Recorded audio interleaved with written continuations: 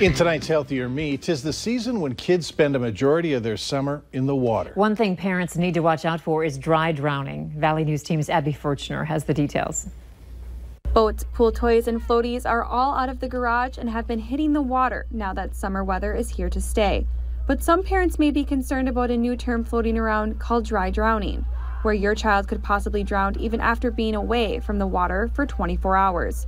Pediatric nurse practitioner Sarah Parr says while dry drowning isn't an actual medical term, the sometimes fatal accident can be caused by the child struggling underwater and having a choking episode, leading to spasms in the airway. So what should parents watch out for once they get home from the pool? Fatigue, trouble breathing, chest pain, or kind of a recurrent cough that happens after this episode. And then, of course, any sudden changes in behavior. So, they're playing, they're doing well, and then all of a sudden they're just unable to play. They're struggling to breathe. They can't talk or finish their sentences without having to take a big, deep breath. Parr says the CDC states that most of these accidents happen to children 14 and under.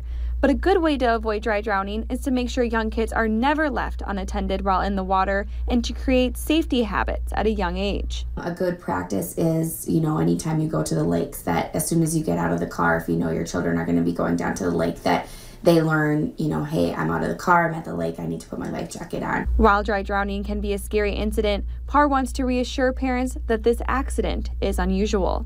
The likelihood of this dry drowning term that people are using to happen is about 1% to 2% of all the drownings that occur, so it's very rare. But if your child did have an underwater struggle, it's better to get them checked out than to risk a life. In Fargo, Abby Furchner, Valley News Live. Parents should also evaluate their kids' swimming abilities and make sure they are at a comfortable level before leaving them alone. Redhawks get